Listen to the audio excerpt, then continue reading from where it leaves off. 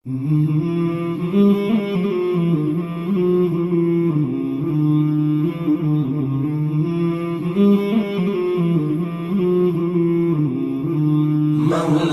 صل وسلم دائما أبدا على حبيبك خير الخلق كلهم.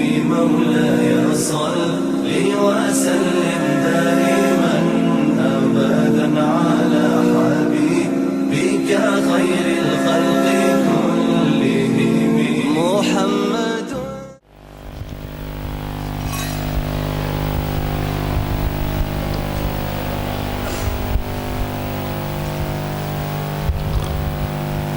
السلام عليكم ورحمة الله وبركاته.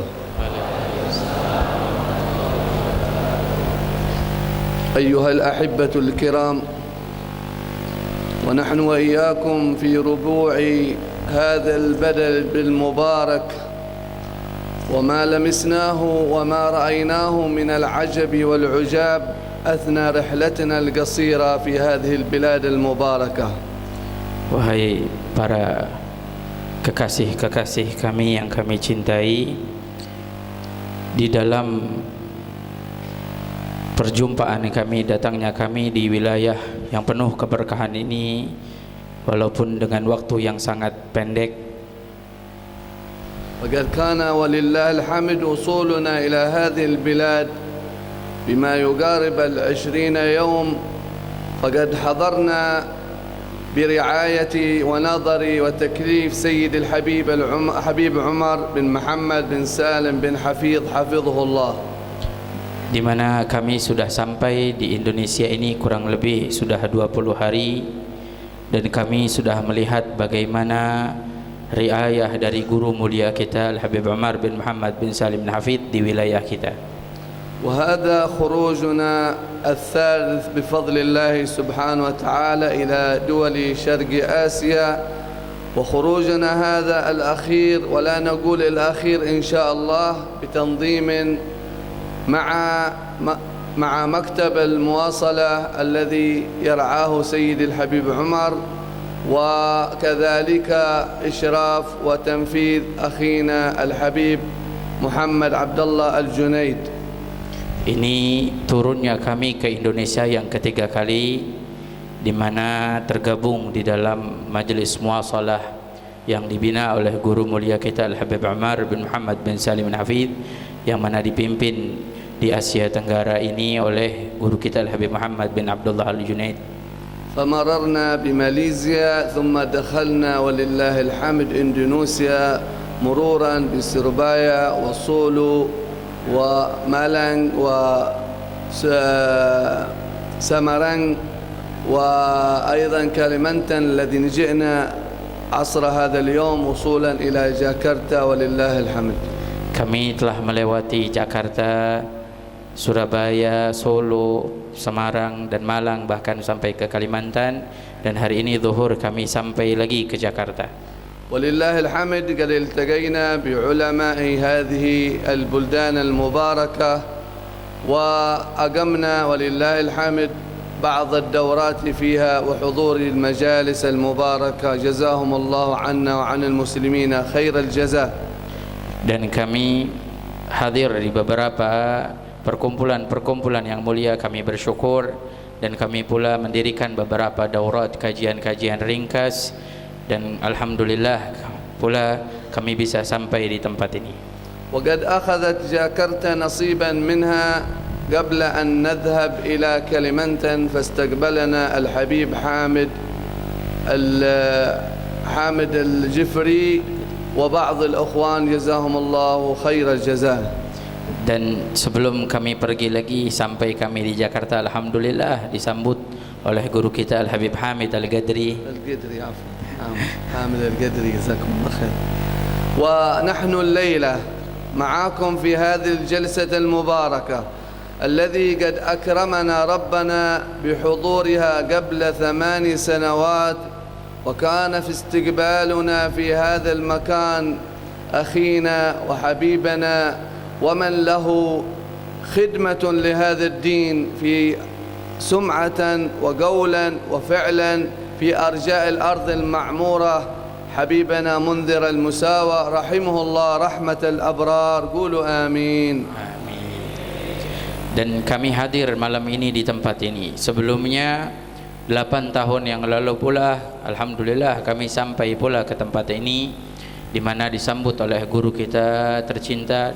Dahulu masih ada beliau, yaitu Al-Habib Munzir bin Fuad bin Abdurrahman Al-Musawa. Mudah-mudahan Allah selalu merahmati beliau.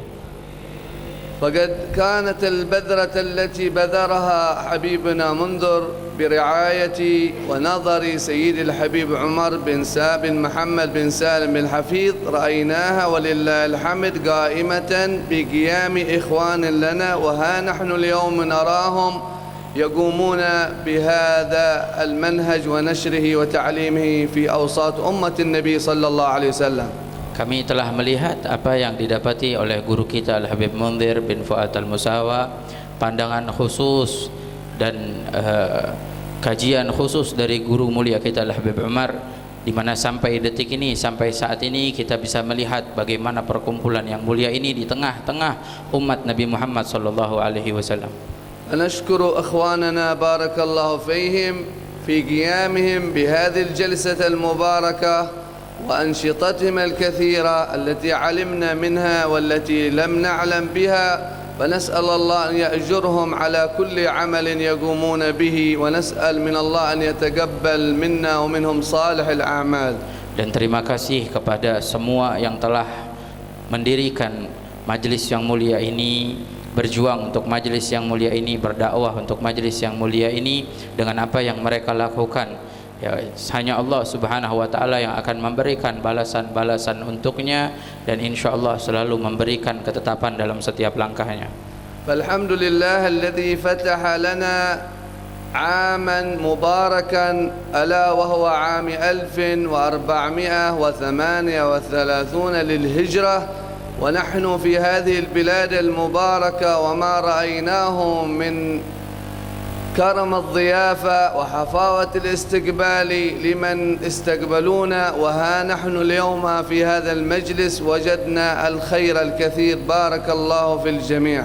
Alhamdulillah, kita berada di tahun yang baru, tahun 1438 Hijriah, dan kita menyambutnya, dan subhanallah kita melihat bagaimana penyambutan dari tamu-tamu yang disambut oleh beliau, disambut oleh orang-orang di Indonesia, menyambut tamu yang luar biasa, kemuliaan yang luar biasa didapati oleh beliau dalam penyambutan di negeri kita dengan keberkahannya, dengan kebaikannya orang-orang Indonesia. فهذا شهر المحرم الذي قال الله في هذه الأشهر الأربعة المباركة، يقول الله سبحانه وتعالى إن عدة الشهور عند الله 12 شهرا في كتاب الله يوم خلق السماوات والأرض منها 4 حرم ذلك الدين القيم فلا تظلموا فيهن أنفسكم. Ini bulan adalah bulan Muharram, bulan yang Allah Subhanahu wa taala sebutkan di antara bulan-bulan di dalam Al-Qur'an. Sesungguhnya Allah Subhanahu wa taala menjumlahkan ada 12 bulan. Di antaranya ada 4 bulan yang dihormati, dimuliakan oleh Allah Subhanahu wa taala. Maka janganlah sampai kita menzalimi diri kita sendiri di waktu tersebut, menyia-nyiakan waktu tersebut. وقد قال النبي صلى الله عليه وعلى آله وصحبه وسلم إن الزمان قد استدار كهيئته يوم خلق السماوات والأرض السنة 12 شهرا منها 4 حرم 3 سرد، وذكرها الحبيب المصطفى صلى الله عليه وسلم فقال ذو القعدة وذو الحجة ومحرم، ثم قال ورجب بين جماد وشعبان. صلوا على رسول الله. Dan Rasulullah sallallahu alaihi wasallam juga bersabda di dalam hadisnya bahwa Allah Subhanahu wa taala menciptakan ada 12 bulan, 4 diantaranya haram dan 3 tergabungkan, yaitu disebutkan oleh Rasulullah sallallahu alaihi wasallam.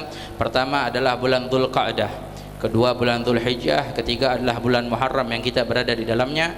Kemudian ada yang terpisah, yaitu bulan Rajab, bulan yang mana diapit oleh bulan sebelumnya, yaitu bulan Sya'ban dan sebelumnya.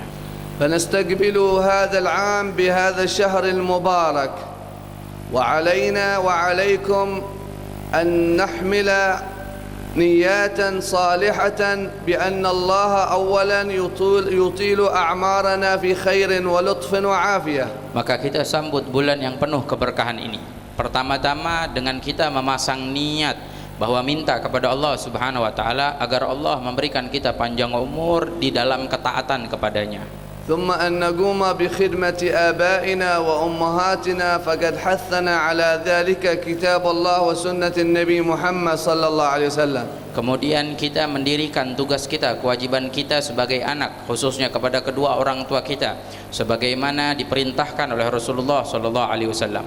ثم أن نقوم بخدمة جيراننا كذلك كما حثنا على ذلك النبي صلى الله عليه وسلم. Kemudian juga kita mendirikan dan juga berbuat kebaikan kepada tetangga-tetangga kita, kepada orang-orang yang di sekitar kita, sebagaimana pula diajarkan oleh Nabi Muhammad sallallahu alaihi wasallam.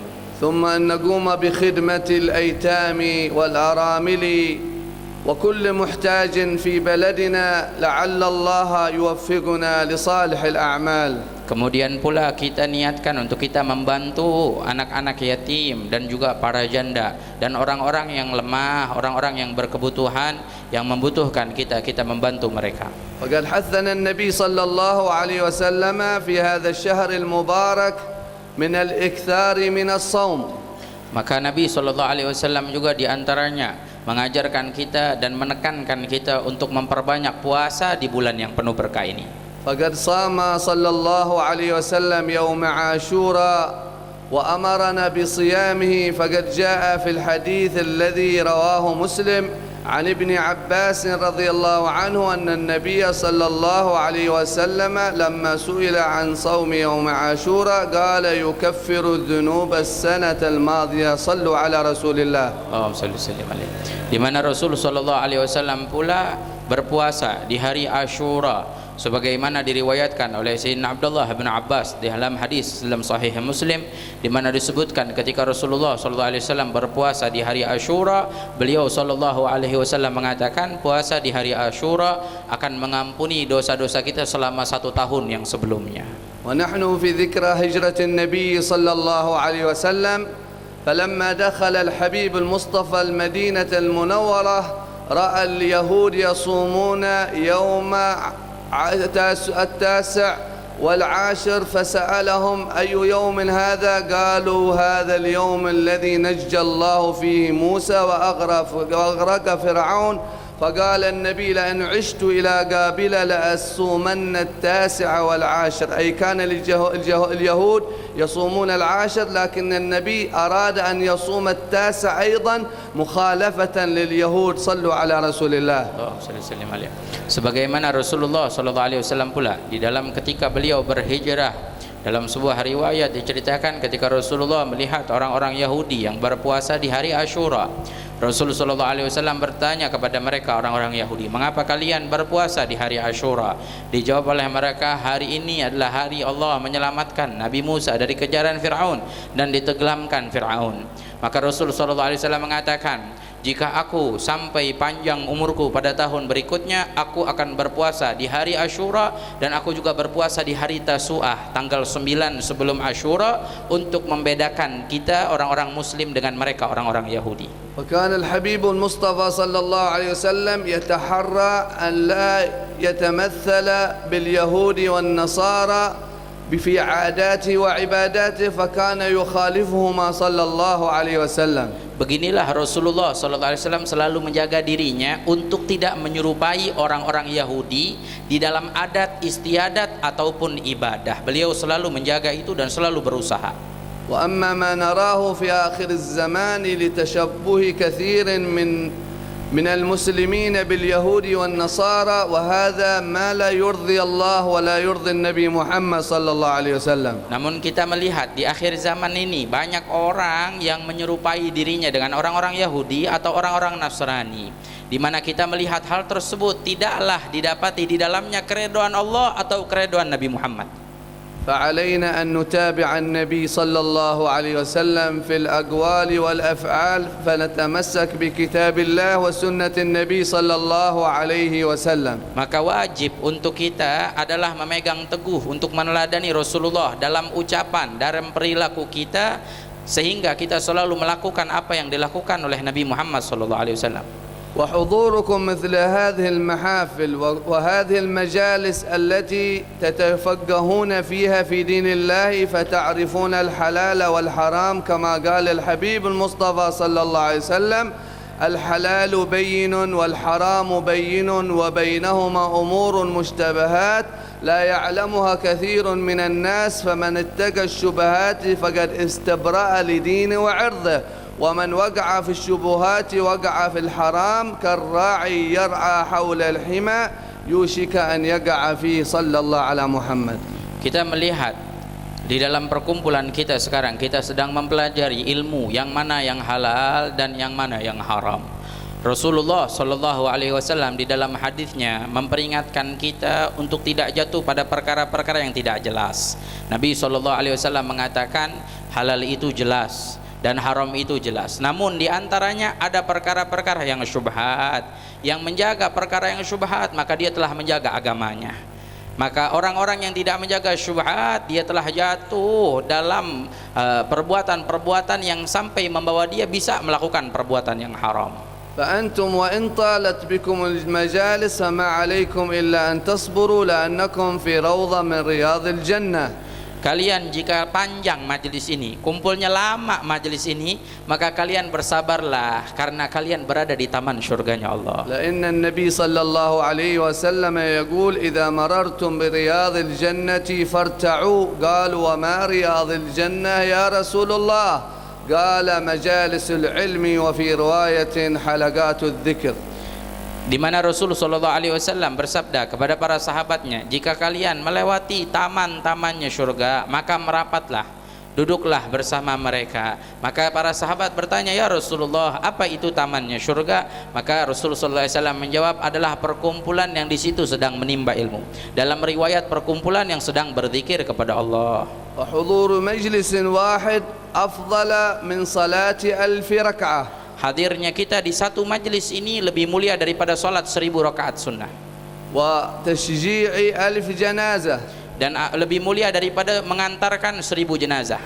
وعيادة 1000 مريض. Lebih mulia daripada menengok 1000 orang sakit. فأين تجد هذا الخير؟ إنه في مجالس رسول الله صلى الله عليه وسلم. Di mana kalian bisa dapati pahala dan kebaikan seperti ini kalau bukan di majelisnya Rasulullah sallallahu alaihi wasallam. وما يفرح النبي المصطفى صلى الله عليه وسلم من أمته إلا لمن يحمل هذا الإرث الذي تركه لنا النبي صلى الله عليه وسلم. Dan tidaklah ada kebahagiaan yang ada dalam diri Rasulullah kepada umatnya ketika melihat umatnya sedang membawa warisan ilmu dari Rasulullah sallallahu alaihi wasallam. فقد قال النبي صلى الله عليه وسلم إن الأنبياء لم يورثوا دينارا ولا درهما وإنما ورثوا العلم فمن أخذه فقد أخذ بحظ وافر. Maka Nabi sallallahu alaihi wasallam berkata bahwa para nabi tidak mewariskan harta atau benda, akan tetapi mereka mewariskan ilmu. Siapa yang mengambilnya maka dia benar-benar mengambil keutamaan.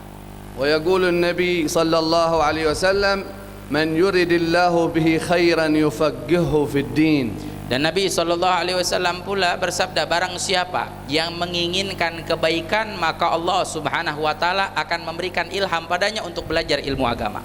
فاحمد الله على هذه المجالس وجزا الله القائمين عليها والدالين على الخير فيها. فالحمد لله لقد أسمعونا أنكم قبل شهرين قرأتم الرسالة الجامعة وهذا الكتيب وإن كان قليلا في ألفاظه إلا أنه قد امتلأ بمعان كثيرة واحتوى علوما كثيرة فهو للإمام العلامة الزاهد الحبيب أحمد بن زين الحبشي رحمه الله رحمة الأبرار.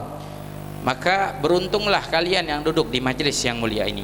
Dan sebagaimana kami mendengarkan beberapa bulan yang lalu, kalian sudah menghatamkan sebuah kitab yang kecil ringkas namun memiliki keutamaan yang luar biasa yang dikarang oleh Al-Imam Al-Habib Ahmad bin Zain Al-Habshi.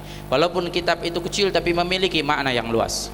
فهذا الكتاب يقرر في كل مناهج أهل السنة والجماعة. فأول ما يبدأ الطالب في قراءة كتب الفقه أول ما يقرر له هذه الرسالة الجامعة.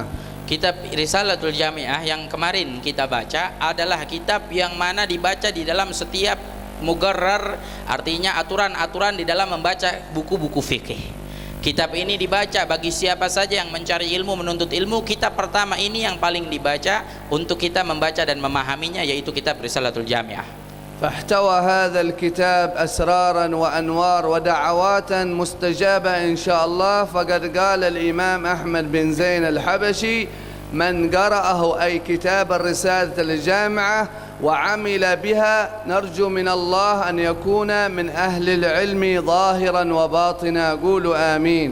Amin. Di mana kitab ini memiliki rahasia, memiliki keistimewaan, kemuliaan yang luar biasa. Di dalamnya berisi ilmu dan berisi doa.